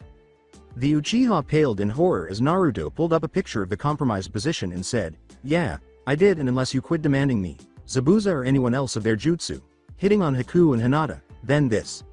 Then I will show this picture to the council, making you take Haruno as your wife. Sasuke immediately complied with Naruto's demand, grudgingly, thinking, damn it, I can't demand anyone for jutsu or take his strong women either. Sasuke shivered as he looked at Sakura, who had the look of lust at the thought of being married to your beloved Sasuke-kun. If I can convince the council to remove his blackmail, he has me. Sasuke's frown changed to a smirk, and Naruto thought, so he does plan on using the council. In any case, I have plenty of information about the civilian council, Heishi, Danzo, and the elderly, wrinkly bitches who claim to be elders. Sasuke Uchiha, you're in check. Kakashi responded, well, put some ice on and eat your breakfast, you are going to need it. Says Sasuke. For what? In response, Kakashi said, you're training. Forest. So we'll be scaling trees? Naruto inquired. This exercise will help you control your chakra and, Kakashi said with a nod. Naruto replied, I have already done this with Zabuza, including water walking. Oh, alright, said Kakashi. Sasuke and Sakura, you two mark your position with those kunai in case you fall off. Sakura got up farther than Sasuke, but Sasuke ran up a few feet before slipping off. I suggest a running start to get you going. Sasuke and Sakura nodded and ran toward their tree. He leapt to the ground but landed on a branch, bruising his groin. Then the Jinchuriki turned to Kakashi and said, so, Kakashi. Sensei, what can you teach me? Naruto and Kakashi started laughing at Sasuke's anguished expression as he slipped off the branch and held his non-existent precious. Not here, Kakashi remarked, you know how he gets with jutsu. The real one accompanied Naruto a few feet away, and the sensei created a cage bunchen to observe the 2 students as they worked on their exercise. Okay, I guess I can teach some jutsu. Do you know your chakra natures? The sensei asked. In response, Naruto said, wind and water. All right, I know you already have Suiden Jutsu from Zabuza, so here's a scroll with Fuden Jutsu, Kakashi said. Fuden, Renkuden, Fuden, Senpuken, Kei's no Yeba, and one Suiden Jutsu that I believe you are unaware of is Suiden. Hanryu. Naruto replied, thanks, Kakashi. Sensei, I guess I better get training. While Kakashi went back to his students and read Ichiraku Paradise, Naruto went deeper into the forest and started training. The swordsman was practicing Fuden. Senpuken when Haku approached and gave him a back hug. Naruto said, hi, Haku. Hello, Naruto.kun. Haku nuzzled her cheek against his. Sighing, Haku-chan, you know that I can't do this, that was why I had to leave before I did something I would have regretted. Haku replied, but I have known you longer and I want no one else but you, after all, you were the one who saved me from killing myself. But that doesn't mean you have to surrender to me, Naruto said. I do love you, Haku, but I am a one-woman man. You really love this Hinata girl, don't you? Haku asked. She is the only person besides you that I have told about the Kyuubi, and she didn't believe that I was a demon. Just a Jinchuriki, Naruto remarked. In addition to being fierce and strong, she is also compassionate and kind. You're the same, but I'm more likely to believe her than you are, to be honest. When I defeat her, will I be able to win your heart, Naruto-kun? Haku asked. As Naruto put it, if only she accepts your challenge. Alright, Naruto-kun, Haku said. After 2 weeks, Sakura and Sasuke completed the tree climbing exercise, and Kakashi gave them each a scroll containing some low-level genjutsu for Sakura and ninjutsu for Sasuke. Naruto also mastered Kei's no Yaiba and Fuden Senpuken, but he was still working on Fuden Renkuden in Sweden, Hanryu. Tazuna said, thank you for saving our village. Zabuza and Haku soon stood with Team 7 in front of Tazuna, Inari, Tsunami, and the rest of the village. Says Kakashi. No problem, Tazuna. Come and visit sometime, Tsunami said. Naruto replied, definitely, this place will be my vacation resort. With a hero. Worshipping gaze, Inari said, Naruto, Sama. Inari, call me Ni-san. Sama may feel old like your grandpa, Naruto said, glancing at Inari. Hey, said Tazuna. Ni-san, Inari said, thank you for killing Gato. No problem, kid, Naruto said. I saw the photo of you and your father. I assumed that you were depressed and gloomy because your father had resisted him and Gato had killed him. Never forget to always keep your loved ones safe. Here, this used to be my practice weapon when I was your age, but practice with a stick before you use this, alright? Naruto said, bending down to one knee and opening a scroll to Tonto Inari. Your father would be proud if he could see you now, said Naruto, ruffling his hair as Inari nodded. That reminds me, that's a perfect name for this bridge. The Great Kaiza Bridge. Tazuna responded, well, we were going to name it after you, Naruto. Naruto replied, nah, I don't want my ego get big like Uchiha here, but just make a plaque saying who helped make this bridge possible. That kid, no, man is amazing, he acts like he doesn't care, but he does have a heart after all. Tazuna nodded, and Team 7 and the Mist Ninjas departed with a wave. Haku stayed close to Naruto and repelled Sasuke, while Sasuke glared at Naruto and considered ways to get him in his bed.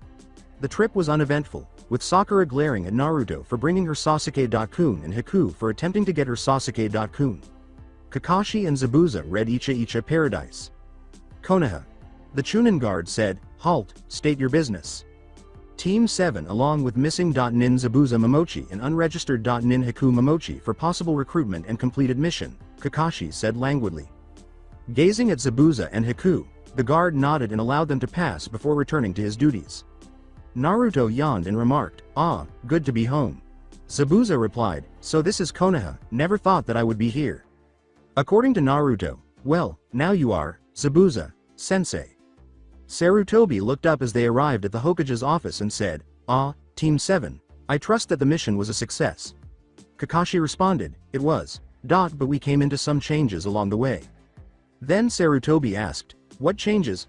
The client lied about ninjas pursuing him, so it was at least a B-rank mission, Kakashi stated. Because of Naruto's impetuous behavior, we proceeded and encountered Zabuza Momochi, his apprentice, and his adopted daughter, Haku. Fortunately, Naruto knew them thanks to his teacher, Kyo, who forced him to train in Sweden Jutsu and the silent killing style after winning a gambling bet against him. He used a first blood match to persuade them to accompany us, and then he, Zabuza, and Haku went to Gato's hiding place and killed him along with the hired mercenaries. Thus, as we assist Tazuna in completing the bridge, we train. So Zabuza and Haku are here to register as Konoha ninjas, stated Sarutobi. Haku will be simple to complete, but Zabuza will have to serve a 3-month probationary period before achieving the rank of Jonin. According to Zabuza, that is fine. Naruto stared at Sasuke and brought up the image once more, forcing him to stop talking when he said, I would like. With that in mind, Haku and Zabuza, you will reside in an apartment close to the Inuzuka residence, Sarutobi stated. You are all dismissed. Here are the house's keys indeed. Team 7 departed for home. Sasuke went to the council, and Naruto escorted Haku to her apartment to meet Hinata, who had to leave the Inuzuka residence after speaking with Kiba because she needed to avoid the Inuzuka's advances. Hinata embraced her lover and said, "Naruto-kun, you are back. Who is your friend?" she asked, turning to face Haku. "Hinata, please meet Haku Momochi," Naruto said. "She is the adopted daughter of my sensei. Haku, this is my girlfriend, Hinata Hyuga, whom I promised 6 years ago." Haku remarked, "So you are the girl, huh?" said Hinata. Naruto remarked, "You see, after I beat her in a tag team battle, Haku became so depressed that she killed herself because she had failed Zabuza. She developed an attachment to me after I happened to walk by and prevented her from engaging in such behavior. I assume she wants to pay you back by giving herself to you," Hinata said. Haku replied, "That's right. Now, Hinata-san, I would like to challenge you. We both know that Naruto loves strong women, and we both want him for the obvious reasons that he is strong, respects women, despises perverts, and has a lot of stamina. The winner wins Naruto's heart." The stamina comment reprocessed into an impure thought, and Hinata blushed in thought. However, she shook her head and said, "Fine, I accept your challenge." Naruto responded, "Then we are in agreement. By the way, I thought you disliked Kiba." "Yes, but his mother Sama invited the team to visit her home," Hinata remarked. "I nearly killed Kiba for attempting to touch me." "Is your team still in there?" Naruto snapped angrily. "Yes," Hinata replied, "I just came out here for some fresh air." Naruto replied, "Good. I hope Sume-san would mind if I just invite myself inside." Shino, Kurenai, Sume, Hana, and a startled Kiba were all present when Naruto, Hinata, and Haku entered the Inuzuka home. "Hello, Sume-san, how have you been?" Naruto said hello to her. "Namikaze. Sama, what a pleasant surprise," Sume said. "What are you doing here, may I ask?" Naruto responded, "Please call me Naruto-san or Naruto-kun. I hate formalities and I figured I might as well see my future alliances as well as my girlfriend here." Sume remarked, "Ah, so Heishi approves of you." Kiba paled in terror as Naruto flashed a secret smile that made him feel completely uneasy. "No, but to be honest, I don't care about him," Hinata remarked. "I don't care if he goes to hell." According to Sume, who grinned, so the shy Hyuga is fully out of her shell. Haku glared at Hinata as she gave Naruto a hug, saying, "It is thanks to Naruto. He gave me the resolve to get strong in secret, but my father acts like a conniving bitch, so I had to do it in secret." Kiba pondered, "Maybe I can appeal to Hinata's father about this relationship, so I can get her for myself." "Ah, young forbidden love, how sweet," Sume remarked. "Naruto-san, you can be sure that the Inuzuka won't betray your confidence." "I am not concerned that you won't, Sume-san," Naruto remarked. "You are the most devoted woman, even though you are the most dangerous, aside from Enko Midarashi." Sume responded, "Originally we were supposed to have an alliance through a marriage with you and Hana-chan. I am a one-woman man, Sume-san," Naruto declared. "We'll form an alliance, but I won't wed your daughter. I'm not saying she's unattractive, but I think Hana is seeing a certain Tokubetsu Jonin who eats senbon." "Hana," Sume remarked, "you never told me about this." Red in the face, Hana said, "I was going to tell you, but it slipped my mind." Sume responded, "Have him meet us sometime, I would like to break him in." Naruto turned to face the other members of Team 8 and said, "How are you three doing? Kurenai-san, Shino-san, Kiba?" "Very well, Naruto," Kurenai remarked. "Hinata appears to be delighted to have you around." "Really now?" Naruto grinned at his blushing girlfriend. Shino stated, "Hinata seems very distracted during the 2 weeks you were gone." "Ah, Hinata-chan, you missed me that much?" Naruto said, giving Hinata a tight hug. "I'm really moved." "You're going to milk this, aren't you?" Hinata asked. A whisper from Naruto said, "More than you know." Kiba and Haku scowled at the pair for doing that to their man or woman, while Kurenai, Sume, and Hana grinned at their love. Shino appeared unconcerned. Naruto responded, "Anyway, Sume-san, it appears that I am in a predicament." "Oh," said Sume. "How can I assist you, then? May we use your dojo?" Naruto asked. "It seems like 2 women, Hinata-chan and my mutual friend Haku-chan, are vying for my affections. During my training trip with Kyo-senpai, I got to know her. She feels that giving herself to me is the only way to be free after I prevented her from taking her own life. They have a challenge. They will fight each other to the death, and the victor of the match gets me." I do love her, but I can't love her the way Hinata-chan does. Ah, just like our traditions, Sume remarked. Two alphas have to fight to determine who is the top dog around here when they both want the same woman. Okay, feel free to use the dojo. Kiba pondered, maybe I don't, I hope Hinata loses, but that Haku girl is cute too. Hinata Hyuga and Haku Momochi's battle will soon begin, said Dojo.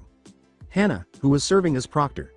You can use taijutsu, ninjutsu, or genjutsu to win Naruto Namikaze's heart. Are the competitors prepared? Slipping into stances, both girls nodded. Start, Hana yelled. Haku and Hinata rushed forward to clash, with Hinata aiming a palm strike at Haku's torso when she twisted to the side, attempting to paralyze her with a senbon needle stabbed into her neck. Hinata blocked her arm and raised her foot to hit Haku's kneecap, causing her to fall to the ground.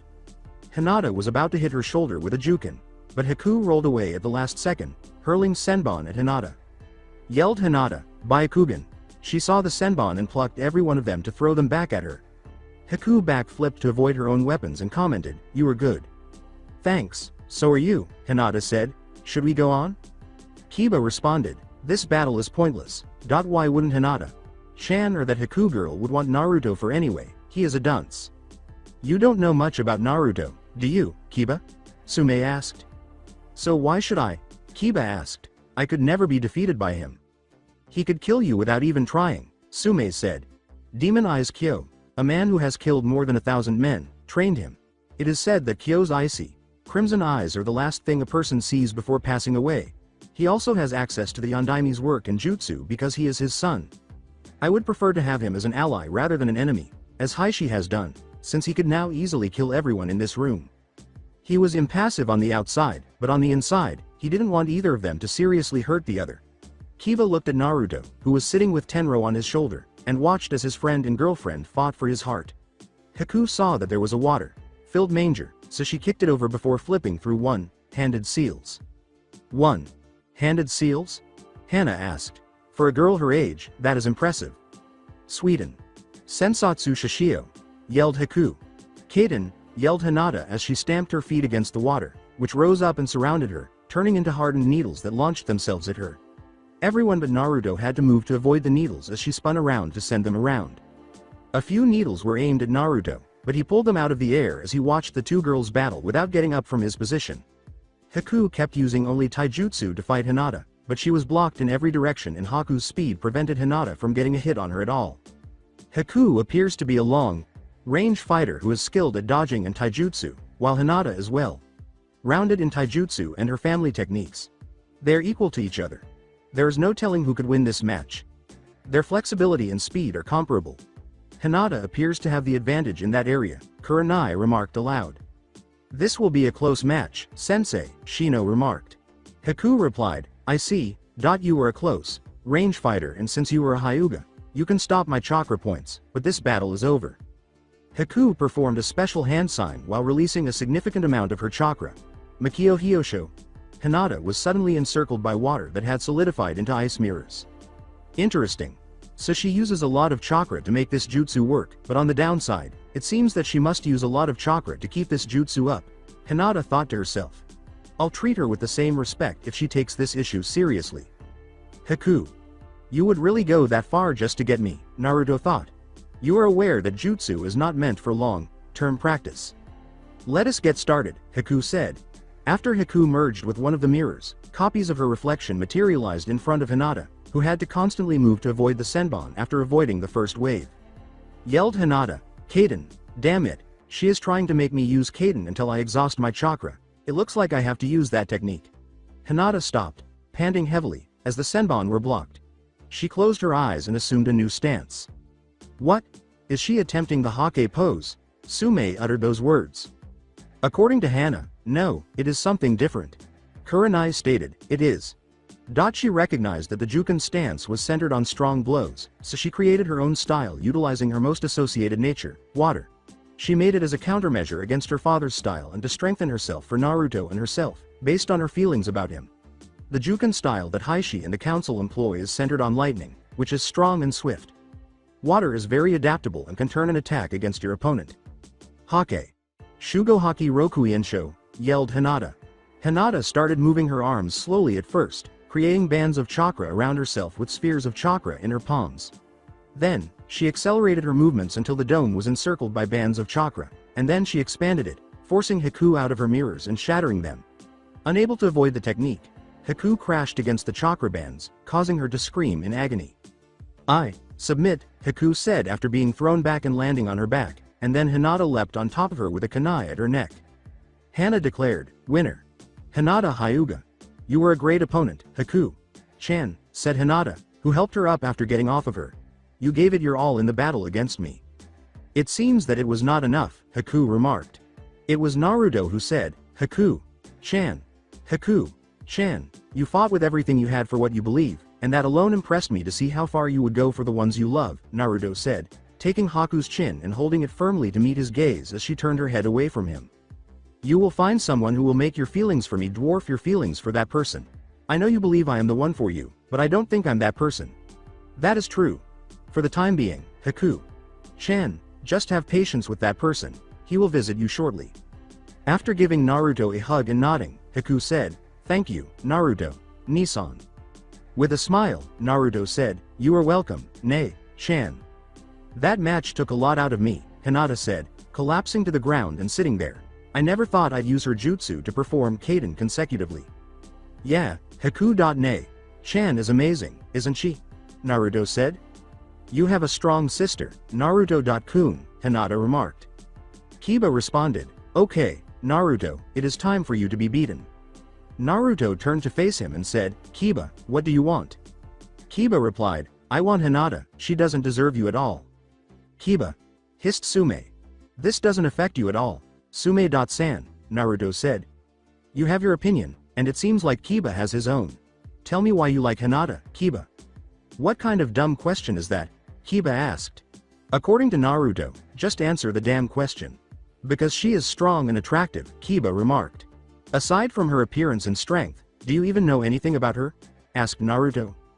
According to Kiba, of course, she, You don't know anything about Hinata, Naruto remarked, "but I do know a lot about her. I told Kyo-senpai about her kindness to me, and she was spared. She was the only person who was kind to me when I was about to start at the academy, and she was the only one who survived the alley massacre. Her birthday is December 27th. She enjoys spending time with her younger sister, Hanabi, and making cinnamon rolls. She also enjoys pressing flowers in her free time. A picnic in a lovely garden with a stunning sunset in the distance is her ideal dream date, and her favorite color is cerulean." According to Kiba, "I knew that stuff, so why didn't you say it?" asked Naruto. Kiba replied, "That doesn't matter, Hinata doesn't deserve a killer." Naruto replied, "I have killed people only to protect my precious people, but I see that words will not help you at all." Setting Tenro aside, Naruto moved forward and said, "Let's go. I am afraid that your son will have a reminder on him when I am done," the Jinchuriki said, turning to face Sume. According to Sume, "That is fine." Hana declared, "Kiba Inuzuka and Naruto Namikaze will now engage in combat. The victor will win Hinata Hyuga's affections. Are you ready? Start." Kiba squatted and yelled, "Jutsu no Shikyaku." As Kiba's persona was encircled by chakra, Naruto hefted a wooden sword over his shoulder and unlocked it. "Take this." Kiba slashed at Naruto as he charged at him. With a sly smile, Naruto vanished from view, and Kiba yelled in surprise, "What?" "Nice speed, but mine is faster," said Naruto, who emerged behind him. "Never enter a battle without first assessing the circumstances." Naruto vanished to stand next to Kiba as he turned to swipe behind him. Strike 2. K. Naruto squatted in a Batojutsu stance in front of Kiba as he repeated the move. Strike 3, he slashed upward, catching Kiba in the chin and sending him flying. "You are out." With a gash on his right cheek and Kiba unconscious on the ground, Hana declared, "It is done. Naruto Namikaze is the winner due to Kiba Inazaka unable to battle." That was boring. Naruto put the wooden sword back in his scroll. In response, Sume said, "I apologize for my son's actions." Sume.san, "You have nothing to apologize for," Naruto remarked. "Kiba brought this issue upon himself, despite your warning that confronting me would be dangerous." Hana-chan, Sume.san, Kurenai Sensei, and Shino.san, "I bid you farewell. Haku needs to be taken to her apartment." After kissing Hinata on the lips and escorting Haku to her apartment, Naruto bowed and went to his estate, but before he could get there, an Anbu arrived and said, "Namikaze Sama, the council requests your presence." Naruto nodded and followed Shunshin to the meeting room, saying, "I've already told Inuzuka Sama to be there as well." Meeting room. Sarutobi and the council sat there, frowning at their haughtiness, when Naruto came out and exclaimed, "Hey!" Says Homura. "You are late." "Sorry, I got lost on the road of life," Naruto said casually. An elderly woman needed assistance with her groceries, so I felt obligated to assist her as a gentleman after a black cat crossed my path and forced me to take the detour. With the exception of Heishi, Sarutobi and the Shinobi Council laughed at Naruto's impersonation of Kakashi. "This is no laughing matter, Namikaze," Sarutobi said. Homura remarked, "We were told that Uchiha Sama wants this girl named Haku to be his bride and that 2 new residents have arrived." Naruto replied, "Sorry, no can do, because of 2 things. 1. She is my sister in all but blood and under the Sarutobi and Namikaze protection, and 2. She doesn't like his ass and he insulted her when she politely refused to go on a date with him.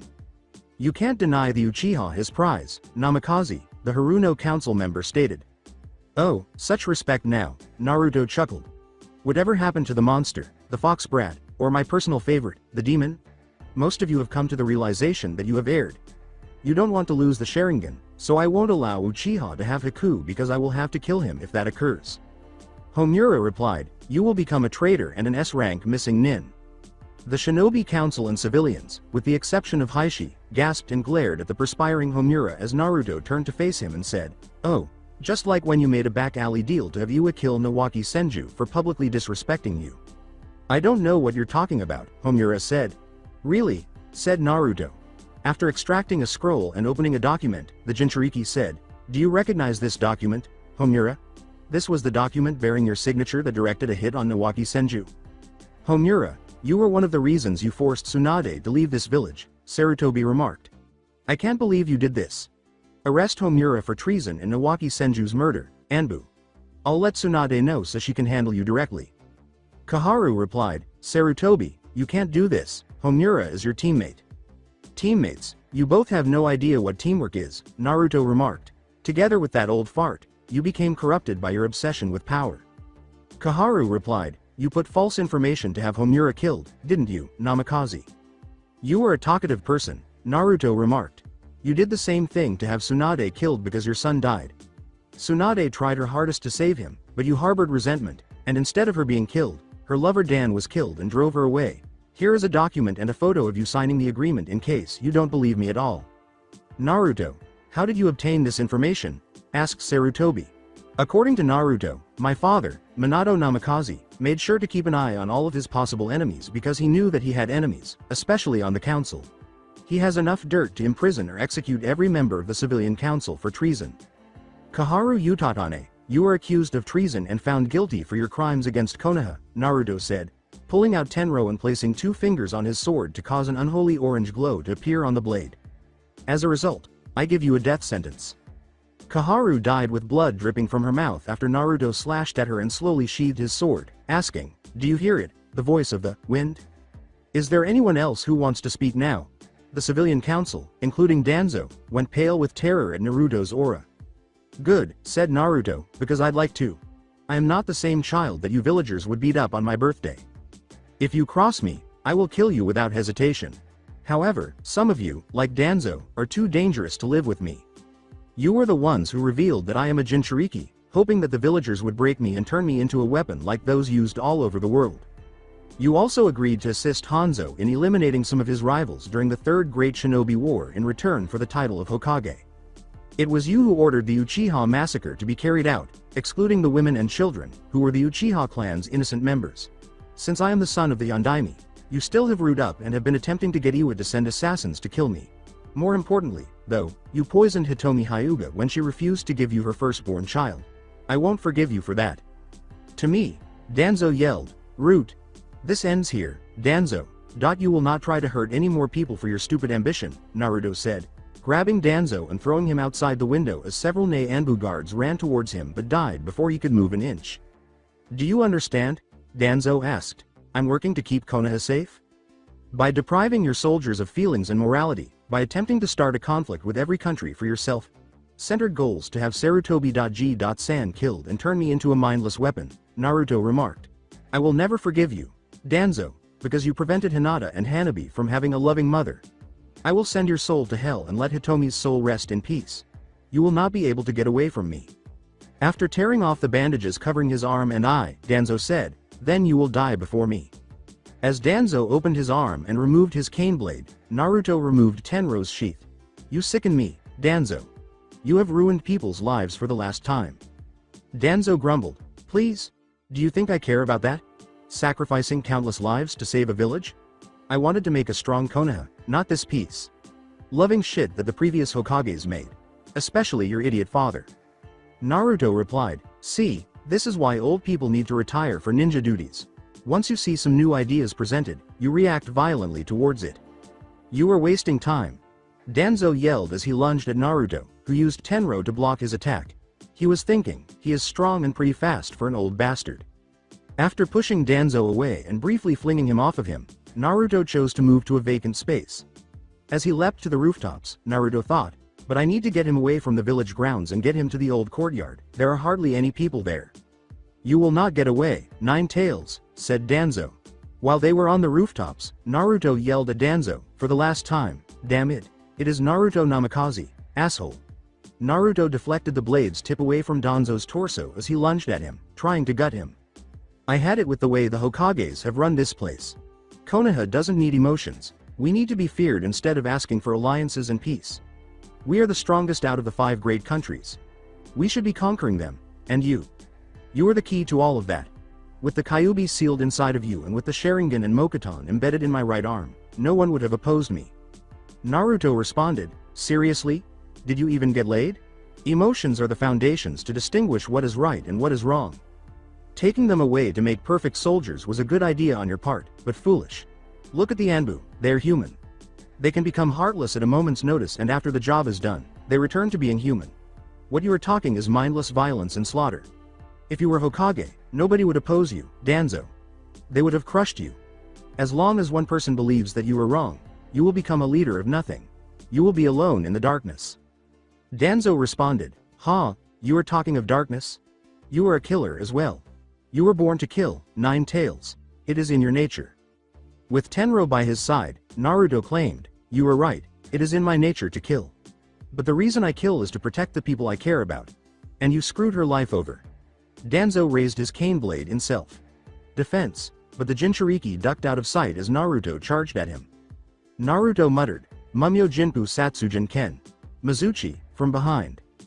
Danzo turned to see blood gushing from Naruto's mouth as his sword flashed. Naruto said, did you hear it? The voice of the wind. Naruto regarded the body with disdain as it broke apart, saying, well, I was expecting a challenge. I can't believe that you were on par with Sarutobi.Og.San. Naruto's eyes widened as he looked over his shoulder and saw the flash of Danzo's cane blade. Then how about I show you why? Danzo's voice was behind him. Splashes of blood in the air. Sarutobi. Why was the Hokage so busy at the time? He knew that his former rival was a true ninja to the letter because Danzo had told the council about his crimes. He would do whatever it took to win, even if it meant giving his life to bring his opponents along. This implies that he would overwhelm Naruto with root. Hiruzen Sarutobi was not the professor for nothing. He suspected the renegade Anbu squad and knew Danzo was a dubious figure, but he was never able to obtain any evidence. He would drop it because he was led down cold or false trails. Given the death of Hitomi Hyuga, his girlfriend's mother and essentially one of the few people who genuinely like him for him, Danzo would not be able to leave Konoha alive without Naruto. His parents, Minato and Kushina, taught him that if you mess up, threaten, or even openly insult family or friends, you will be killed.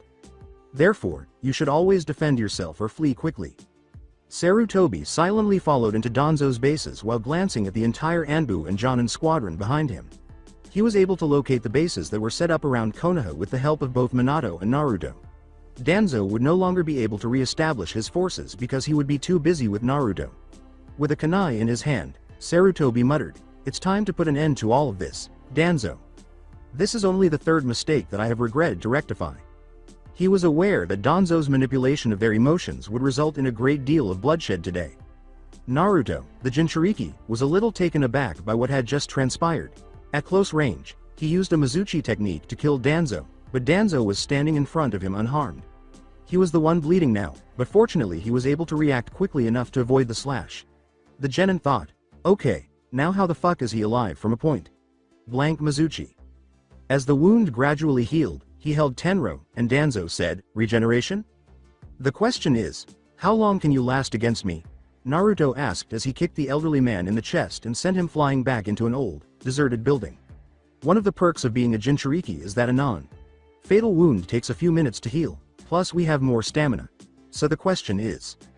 Next, Danzo was attempting to locate Naruto by using his Sharingans. Damn it, the Nine Tails is strong.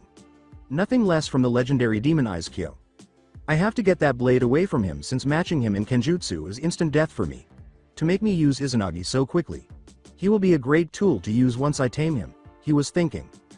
Danzo flipped through hand signs, Futon, Shinkagyoku. The Shimura spat out multiple tiny blasts of wind chakra at the swordsman, but Naruto flipped through hand signs, Sweden. Suijinheki. Naruto said, alright. Let's try this again.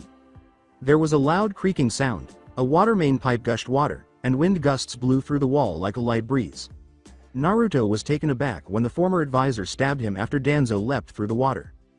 Danzo stabbed into the ground and swiped at Naruto's head as he leapt backwards. Some of the bandages were caught by the blade's tip, exposing Naruto's suspicions about a Sharingan eye. With Tenro perched on his shoulder, Naruto grumbled, what the hell? Another one. Okay, this is really stupid. With a kunai in hand, Danzo leapt up at Naruto and blew on it, turning it into a wind kunai blade. His eyes narrowed. To his surprise, Tenro didn't break when he clashed with it. Danzo remarked, how? It should have been broken. Because, like you, my chakra is wind. Natured. I was surprised myself that you had wind nature chakra as well. As for Tenro, I transferred my wind natured chakra to block off yours, and on top of that, he is a Muramasa blade. Naruto laughed. Attempting to instill subtle messages in Naruto's mind, Danzo grimaced, but the Jinchuriki's smirk turned savage. Did I also forget to mention that your Sharingan will not be able to work because of me and the Kyuubi working together? What? Danzo asked. You see, the main reason he attacked was because he was being controlled by a man who possessed the same cursed eye like your stolen ones. To make sure that he could never be controlled, he works with me to get rid of the illusions and mind control. Meaning that the means to using your Sharingan are pointless. Ravage of the Reaper. Naruto pushed Tenro back, slicing Danzo into oblivion.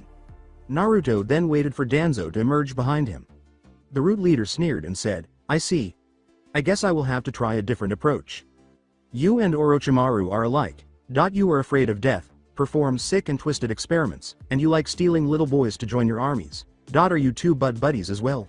He said, tearing off the sleeve of his right arm to reveal Hashirama Senju's face. Naruto grimaced in disgust. As he extracted blood from his wound and flipped through hand signals, Danzo exclaimed, your taunts will not work here. 9. Tails. Kachiyose no Jutsu. Smoke billowed, and a Baku emerged with its mouth open. Naruto started to ask, what the, but was cut off by the Baku's strong suction. Danzo yelled over the vacuum, for Konoha's sake, I can't let you live. If I can't control you, then I will make sure that no one can. Naruto started to slide forward and thought, damn, if I can't get out of this, I will get eaten by an overweight pathetic excuse for an elephant. Hey, funny, Kyo. Senpai would kick my ass through the 9 circles of Makai if that happened. This is the end, Futon. Shinku Renpa. Danzo yelled while making the dog sign, moving his head in multiple directions to force Naruto into the Baku's mouth. Naruto was thinking, I guess I have no choice. Hey, Kyuubi. I am in a bind here. You mind lending me some chakra? Kyuubi chuckled and remarked, HMPH, I knew you would be needing my help sometime. Well, the bastard has Mokuton, the Sharingan and some Nightmare Eater, which is currently trying to suck me in.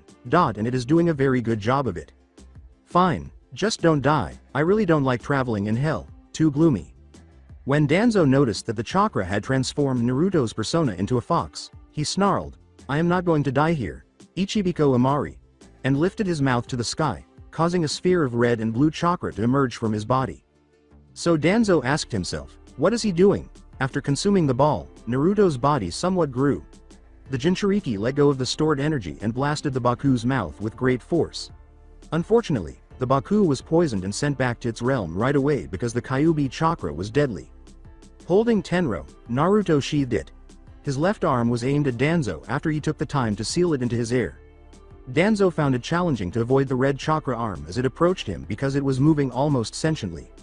Like a fox, Naruto lunged at Danzo and swung at him in a crazy way before hitting him in the stomach. His tail then encircled his neck, and Naruto delivered a punch that pierced Danzo's heart. That damn Izanagi move is really annoying, but every time he used it, one of those Sharingans closes, meaning there is a limit that he can pull off that move. Right now, I made him use that move 4 times, meaning that he has 6 left. Make him use it and he is done, Naruto thought to himself. With a low crouch, Naruto called forth more of the Kyuubi's chakra, splitting his one tail into 3. When Naruto appeared in front of Danzo and slashed his face, causing him to use Izanagi once more, Danzo's eyes widened. Danzo yelled, "Futon! Shinku!" Naruto yelled, "Hell no!" and seized him, tearing off his arm. "Just die already, damn it. This is going to be a long day," Naruto remarked as the bastard reappeared.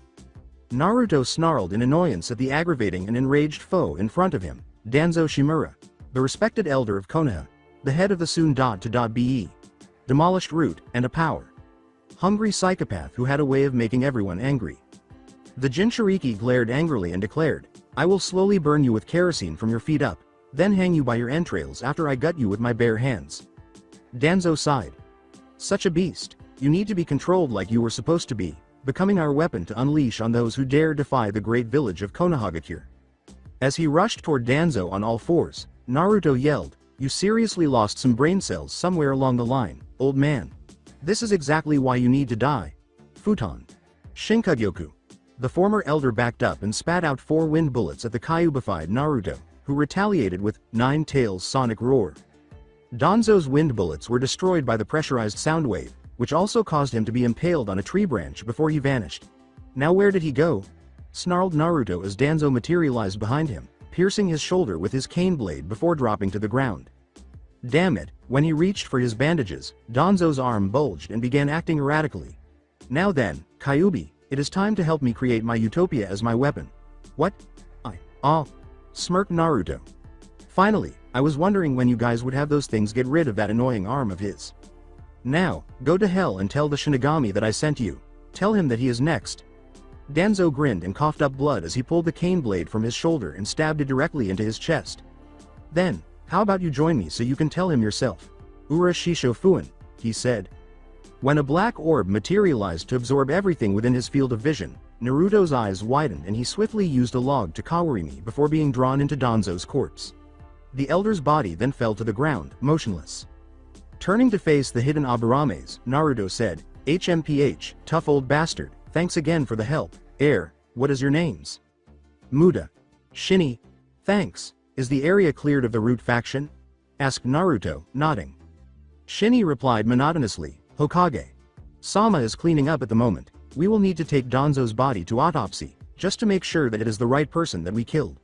The Jinchuriki gave a nod. "In the meantime, I will go and get some shut-eye. Notify me the results, because next time, I am killing that bastard if he is still alive."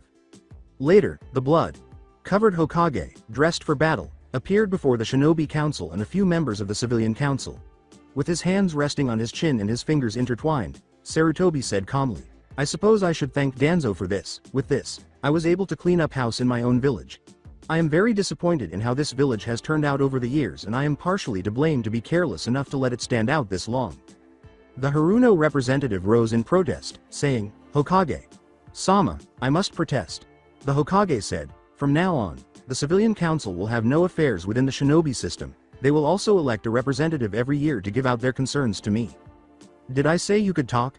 "Well, did I open my mouth and say you could talk?" "No, then shut up, sit down and don't speak." Sarutobi responded with authority. "Now as I was saying before I was rudely interrupted, the academy will be changed completely as well as its curriculum. Revamping the flower arrangement and including seduction tactics within the classes for the kunoichi as well as medical techniques. Girls that fawn over the boys will not be tolerated, we have too many of those in our genin ranks already." He took a moment to think. "Also we will have fuinjutsu classes as well. For the advanced sessions will be students that show a high aptitude for the said course. Any questions? No. Good then, everyone is dismissed." Hokage. "Sama, the body is fake. Danzo Shimura is still alive. A Chunin yelled as he burst through the door as the council of shinobi stood up and prepared to depart quietly while the civilians started to complain in growls. Send a legion of our best Anbu forces after him. I want him found dead or alive, preferably dead. Sarutobi narrowed his eyes, and the unidentified Chunin nodded before running off to inform a senior officer. Damn that Namikaze. All of those years of planning, gone. Now I am branded as a traitor and my root faction of Anbu are all but killed, most of all. The shinobi no Yami, in another scene, hobbled off toward an unidentified location while clutching his arm. He glanced at his arm and said, all of the Sharingan that I have used are now useless. All I have is Shisui's eye and I need that eye for its special ability. The Koto Amatsukami. Konohagakure, I will be back for my village and I will win this time. Namikaze, I will make sure of it. I think it's time for me to join my old protege, Orochimaru, Danzo thought to himself. That's it for today. I hope you guys enjoyed this great story. See you in the next one.